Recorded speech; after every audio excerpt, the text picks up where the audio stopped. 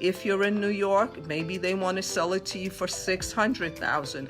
I'm just using these numbers so you understand the concept.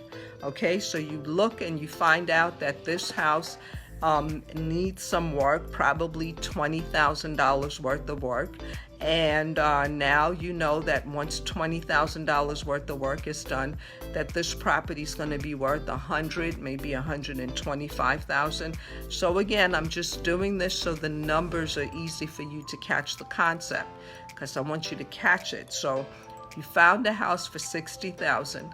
The repairs of the house are about $20,000. And so now you have a cash investor that is willing to take this property off your hand for, say, $65,000. And now what you do is you're giving them your contract. You've signed the contract. You put earnest money down on the contract, maybe $500, maybe $1,000, but you put earnest money on the contract. And you said you're going to close in 30 days and 2 weeks and 40 days, whatever you agree to. So I'm going to use 30 days just to make it easy for you to understand the concept. But sometimes they want you to close within a week. You have to negotiate when you're going to close. And so let's say you negotiate and the seller agrees to give you 30 days. Well, when you turn over that contract to the person that's the cash investor that wants to buy it from you for $65,000, you're going to get $5,000, and you tell them, this contract, this piece of paper that I'm giving you, that I'm assigning over to you, is worth $5,000 to you. So I want you to take this contract that's worth $5,000, and you're going to pay me $5,000 when it closes. Sometimes you can make $10,000. I had a deal I made $14,000. I've had some other deals I've made $2,500. I've had a deal where I've made well over $60,000, $70,000. It just varies on the particular deal. The average transaction is $5,000. I would say $2,500 to $10,000 in most places, because the other thing is you don't want to get all the money and now the investor that got it from you has no room for themselves. They're not going to come back to you and want to work with you. It is better to get $5,000 real quick and then have that investor say, you know what, you did this, I want you to go do it more times for me. Or I have other friends that are looking for properties and I'm going to refer them to you. You make more money that way. So you're giving them your contract, and what you're really doing is assigning your equity portion, and they have 30 days to close. Okay, and they're gonna buy it for $65,000, but the contract they're getting is gonna say $60,000, and then you have a separate agreement, which is called an assignment fee sheet, and that shows that you make whatever amount you want to make that you and this person agree to. Everything's out in the open. They see what you're getting paid. You're on the HUD-1, or that's the paperwork at the closing that breaks down all the money. The only place you will not be is when they go and record the deed. You have nothing to do with that, but you are on the HUD-1. Showing that check was paid to you, and they put it down as a assignment fee sheet on this assignment as part of the seller's closing costs. The buyer's closing costs, because now the person who paid you the $5,000 for that contract, they replace you as the buyer. They're now buying the property. They're going to close on it. They got to come up with the cash. They've got to do their own, inspections or whatever else. They got to do all the repairs if they're going to buy and hold it.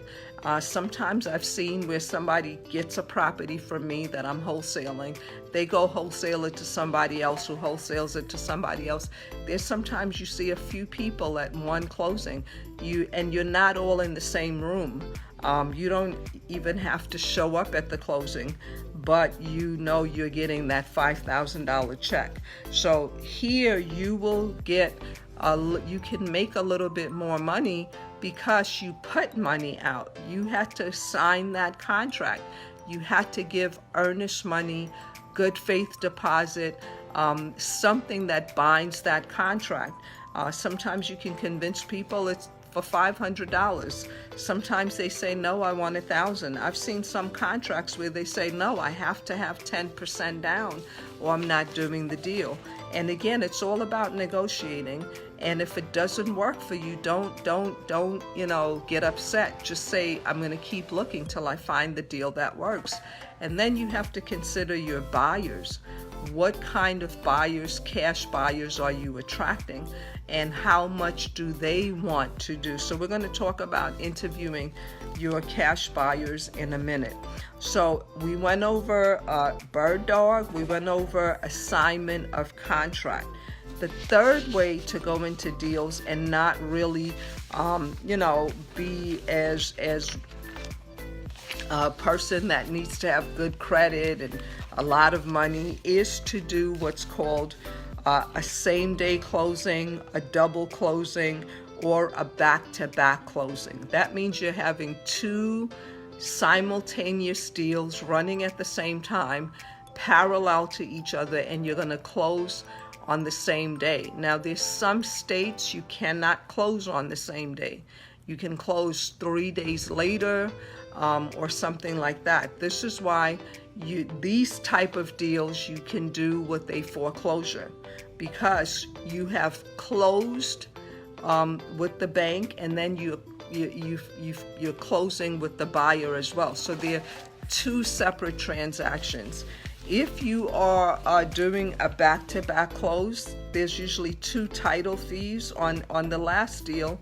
You didn't have to worry about that because you're basically saying, here, I'm assigning my contract, give me $5,000, and they agree to it. But on this one, you're saying, I want to make a little bit more money, so I'm going to take a little bit more risk.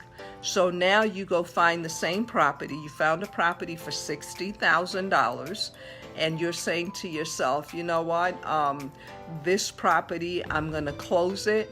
And then I know that I can turn right around. Maybe I can do a little bit of painting or cleaning it out, or maybe I just found another cash investor. You still have to find a cash investor, or if you're doing a back-to-back closing, you can find out in your area if they'll allow you to do it with a traditional buyer, but you definitely want to focus on getting more investors. And then you also want to make sure lenders. You also want to make sure that you know how to keep finding motivated sellers, and you want to make sure that title companies. These are all very important people in making sure that your deal closes. You need to find all of those type of people. So a same-day close, a double close, or a back-to-back closing just means you're closing 2 times. So you find the property, $60,000. You know that you can get somebody else to buy it from you for $100,000. Now you go, you do all the work, you put a down payment, let's say $500 down or $1,000 down, whatever you and the seller agree to, and you go into contract. Maybe you have 2 weeks or 30 days, whatever time they say you need to close, and you agree to it.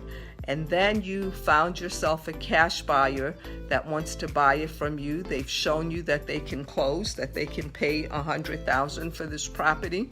And so now you go and you close with with them.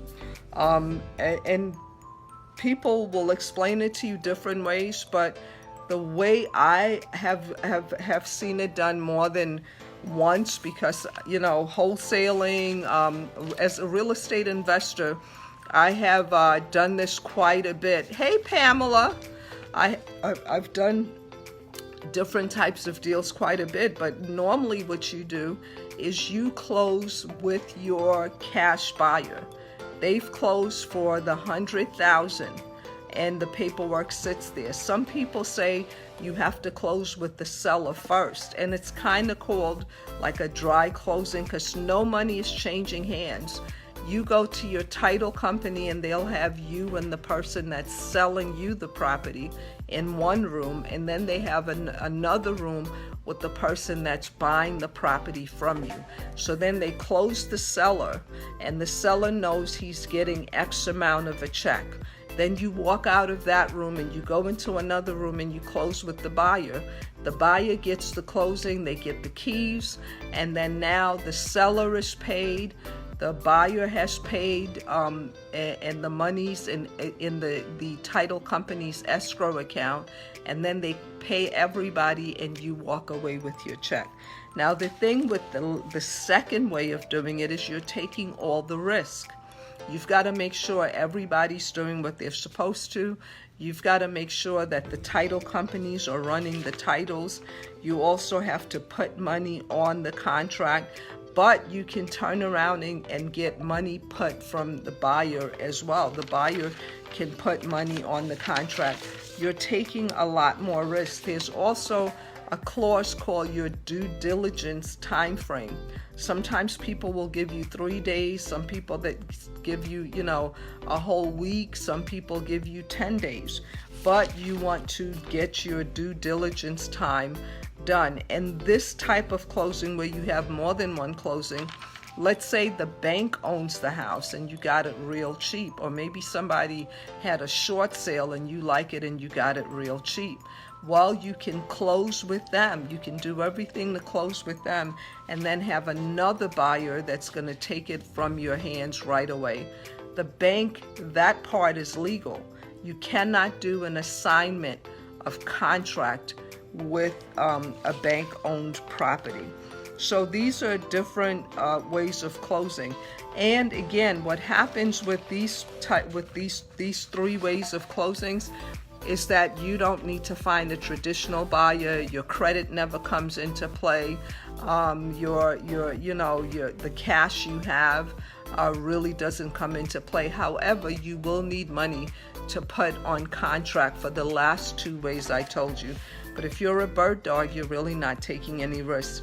I still believe that no matter which one of these three ways you choose on working with cash buyers, you have to make sure that you get yourself a marketing campaign, that you figure out a way to continually focus on a marketing campaign. That is so important.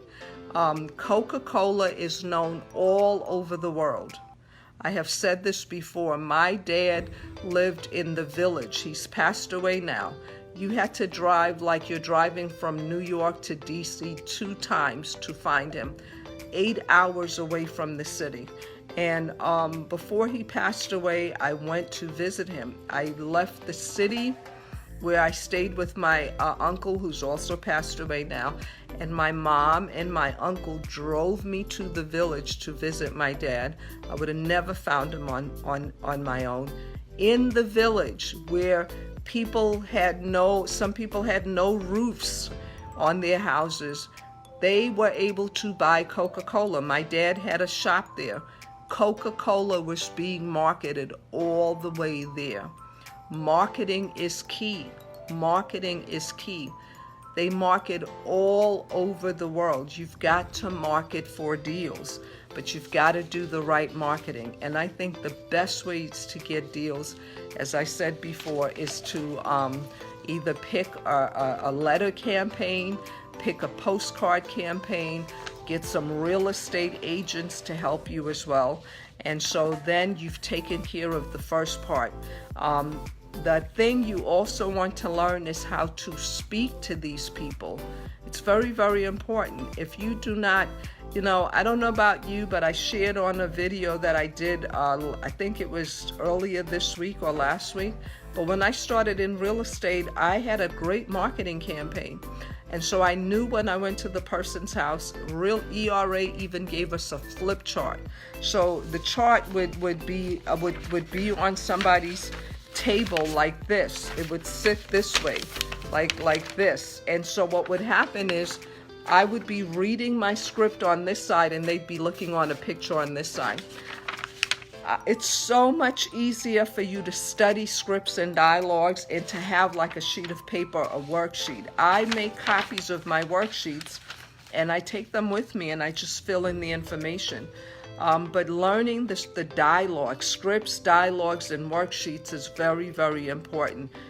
Because if not, that's going to help your fear factor multiply. It used to do that for me. Because when I go in the house, even though I was marketing with people and they would say, okay, I'm going to choose you because you've been marketing to me. When I would get to their house, they'd say, but other ERA people have written me. Why should I use you? When I started real estate investing, then they would say, well, I've gotten letters from 50 real estate investors, or 20 people have knocked on my door. Why should I choose you? My scripts and dialogues make the best difference in that, because you have to teach them how to choose you over everybody else. And that's what made my team when I was in 5 Links grow so quickly, because I taught my team scripts and dialogues. I taught them how to pique people, which is just go get somebody to be interested in what you're doing. All of that works in any industry you're in, but tonight we're talking about real estate investing. So because you're going to be working so much with motivated sellers and you're going to get a lot of deals come across your desk, the next thing you want to do is you want to qualify your investors.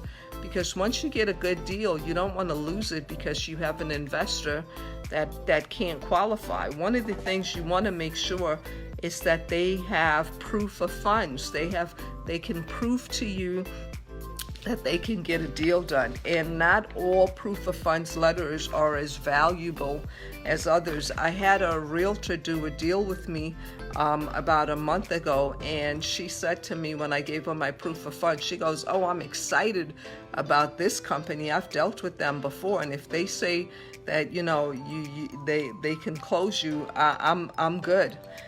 So, and then I've had other people say, well, this person gave me a proof of funds letter and it really wasn't worth the paper it was written on. I just didn't even entertain it. So very, very important that you put all these pieces together. One of the things you want to do is you want to make sure you interview motivated investors, people that are looking to close on deals, that have the cash to close on deals or the credit. Some people have a great 401k that they can pull money out of.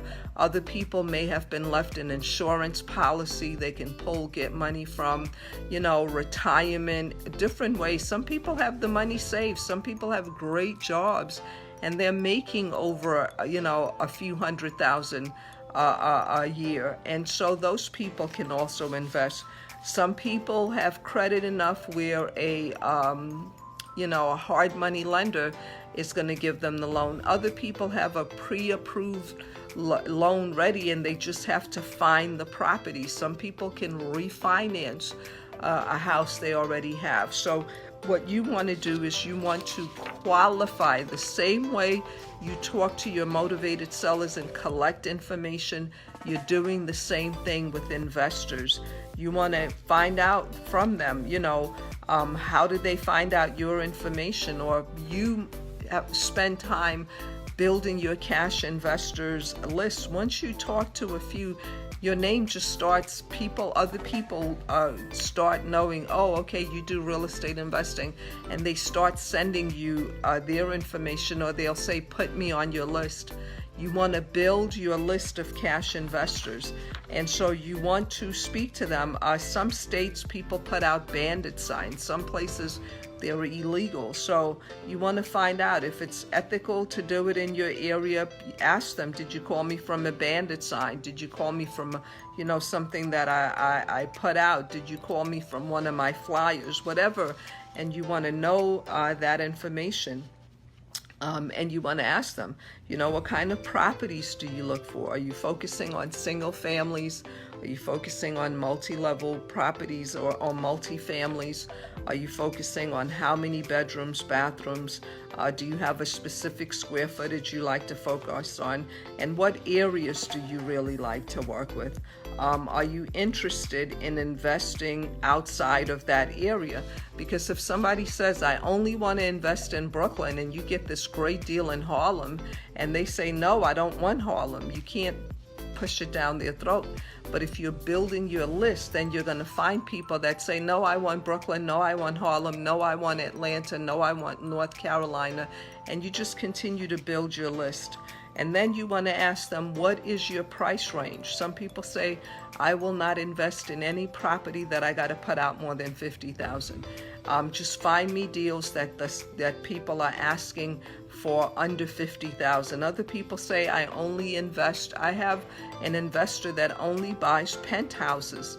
He only buys penthouse apartments and then he rents them out.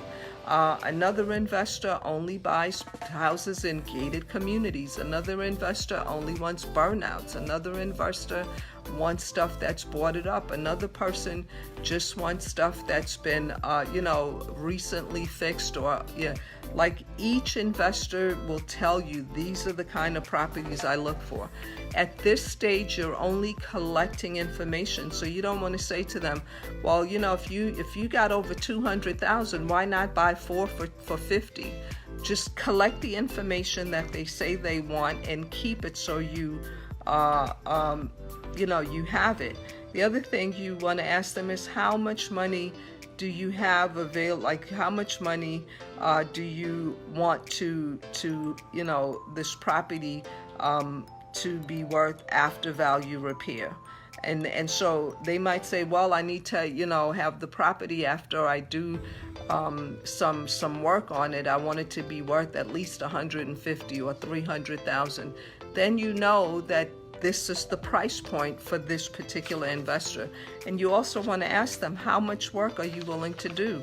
How much repairs are you willing to put in? Are you looking for something that you're going to do a quick flip? Are you looking to fix it and then hold it and rent it out? Like, what are you looking to do with this particular property? And are you looking for properties that you can add to the square footage? Like some people now will say, I'm looking for ranches so I can add a second level, or I'll take a cape and open it up. Some people say, I only want property with a basement so I can put more in work in the basement, or I want it big enough where I can add more square footage. So these are the things you want to look at. And the rehabbing money, you want to ask them, do they have that money ready? Like, where is the money coming from? Because you don't want somebody that's going to say, I'm doing this deal, and then nothing works out for them, so they end up not closing with you, especially when you have a limited time to do both closings. So you're qualifying your investors to make sure that they can fit, but you really don't know until you go all the way to a closing with them. I've had people that are great starting the deal and not as easy getting to the closing. I worked harder getting them to the closing. Then I had some people that it was very hard getting them in the beginning, and then it was easier getting them to the closing. So you get to learn your personality types that you're dealing with. But you want to make sure that you are collecting motivated sellers and cash investors. And so that's basically what I wanted to share with you yesterday. And we kept getting, kind of knocked out from bad reception. And so it was pieces of the training. And a few people texted me and called me and said, please, can you do that training over? Or how can I get yesterday's training? When are you going to put it on your page so I can look at it? And I said, you know what? I don't even want you to take it in pieces. I had a couple of people call me today in the middle of their going out and driving for dollars and say, listen, I'm watching something you said and I just experienced going to a door and I met somebody really nasty. Because one of the things I shared yesterday is when you are dealing with investors, whether it's cash investors or motivated sellers, don't take anything they say personal. You don't know these people. They don't know you. They don't take anything personal. And remember, the better the deal, usually the more issues are going on with the property, and that person could be very stressed out. So they're not really blaming you. It's like a husband, and I know from my first child, I was in labor for like a weekend. Friday night, he wasn't delivered until Monday at 12 o'clock. And, you know, I could have killed my husband. I was so like in so much pain. So I'm glad he didn't like, oh my God, you know, you said all kinds of bad things to me, so I don't want you or the baby. Like, you know, it don't take it personal. It's a temporary situation. Your job is to keep educating the seller, keep educating the buyer, get them to a closing table, and then look and see how your deal went, what you still need to fix, who you need to replace, and keep doing it again over and over and over. And also, every time you get a check, don't take all the money and start being one of these people that live large on social media. Don't do that. You know, a lot of the kids will tell you, I didn't go bragging about myself all over. They knew I was doing business because they saw my signs all over, or they saw the lifestyle my family was living. That is the most important thing. Don't be, you know, one of these people that show all this stuff. I was listening to a motivational speaker today, Eric, and he was saying, you don't want to be one of those people. You claim you're making a lot of money, but you're not even spending time with your family. Your son doesn't even know you. Your daughter is out in the world because you're not spending time with them. So don't be one of those people. Don't take all your money and then just go bawling because, you know, you want to break off your money. You want to take a portion of your money and reinvest it into your business. You want to take another portion of the money and reinvest it into educating yourself, joining conferences, mentorship. You know, when I first started with Robert Allen, it was a very small mentor program. And then I paid for the next thing, and you got to do that. When I first started with Mike Ferry, the first training he did was $295 a month, and I kept staying with him until I was paying him $1,000 a month. And now everybody's heard of his son, Tom Ferry.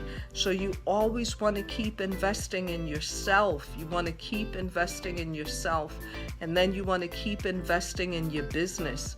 And you want to take some money and spend it. What I would do with my kids, I would tell them, listen, you're going to help me with an open house this weekend. And I knew they'd go to school and talk about what they did. And so I'd say, Mommy's going to give you cookies. Then they got older, then it had to be Mommy's taking you shopping, and we're going to spend $4,000 on your outfits and whatever. So as we made more money, we were able to do more things. But they had to understand that Mommy's reinvesting in the business, or we're about to get this particular property. This property we're going to keep. So we need to go over there and clean it out. And the things they could do, I let them do. And some things we had to pay professionals to do it.